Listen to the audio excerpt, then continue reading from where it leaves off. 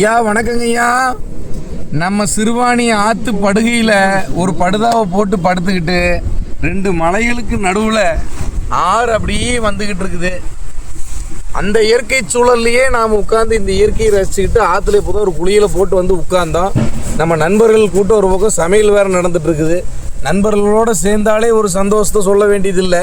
அதுவும் இந்த மாதிரி ஒரு இயற்கை சூழலில் சேர்ந்துன்னா இன்னும் ரெட்டிப்பு சந்தோஷமாக மாறிடுது. வாரம் பூரா சிட்டிக்குள்ளேருந்து பாடுபட்டு பொறாமல் போட்டி நிறைந்த வியாபாரத்துக்குள்ளே நம்ம கடந்து உழப்பி காங்கிரீட்டு காடுகளுக்குள்ளே ஆரன் சவுண்டில் புழுதியில் அடிச்சுட்டு வர்றதுக்கு இந்த ஞாயிற்றுக்கிழமை ஒரு நாள் இங்கே வந்தால் தான் உள்ளமும் சுத்தமாகுது, மேலையும் சுத்தமாகுது. 200 வருஷம் வாழ்றதுக்கு இதாங்க சிறந்த வழி. விநாயகர் சதுர்த்திங்கிறனால நம்ம கொள்கையெல்லாம் தளர்த்துட்டு அதுக்கு மாறா வெறும் வெஜிடேரியனுங்கய்யா.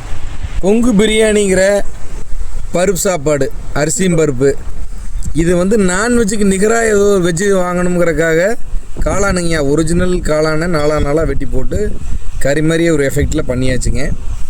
வயிறு நிறைய எல்லாத்தையும் போட்டு சாப்பிட்டாலும் கடைசியில் இந்த வடச்சட்டியில் அந்த கரண்டியில் இருக்கிறதெல்லாம் எடுத்துட்டு இந்த சாப்பாடை போட்டு ஒரு பெரட்டி அப்படி ஒரு அடி அடிச்சுட்டு கடைசி ஃபினிஷிங் பண்ணோம்னா அதனோட நிறைவும் சந்தோஷமும் ஒரு தனி தானுங்க.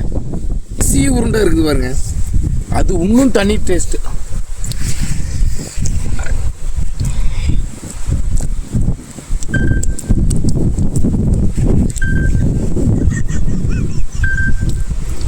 எப்போவுமே நாம் சாப்பிட்டோம் அப்படின்னு சொல்லி தானா தின்னு வீணாக போகிற பழக்கம் நம்மளுக்கு கிடையாதுங்கய்யா. நம்ம கூட இருக்கிறவங்க பக்கத்தில் குளிக்க வந்தவங்க எல்லாத்துக்கும் ஆளுக்கு ஒரு ரூபாய் கொடுப்போம். கடைசி அதுக்கப்புறம் மிச்சமாகனா நம்மளை நம்பி வந்திருக்கானுங்க பாருங்க, காலை பயிரவருக்கு வாயிலா ஜீவனுங்க. அவனுங்களுக்கு நல்ல வயிறு நம்ப அவனுக்கு வயிற்றையும் ஃபுல் பண்ணிட்டு தாங்க போவோம்.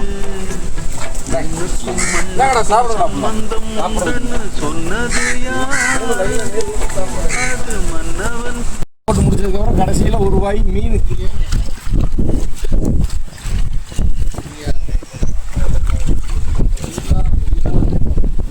வந்தோம், இயற்கையை ரசித்தோம், சமையல் பண்ணோம், சாப்பிட்டோம், இருந்தோம், போனோம்னு இருக்கக்கூடாதுங்கய்யா. நமக்குன்னு ஒரு சில சமூக பொறுப்பு இருக்குது.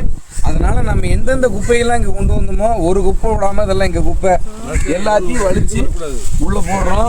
வாழ்க வளமுடன். அப்போ தான் நீங்கள் 200 வருஷம் வாழ முடியும்.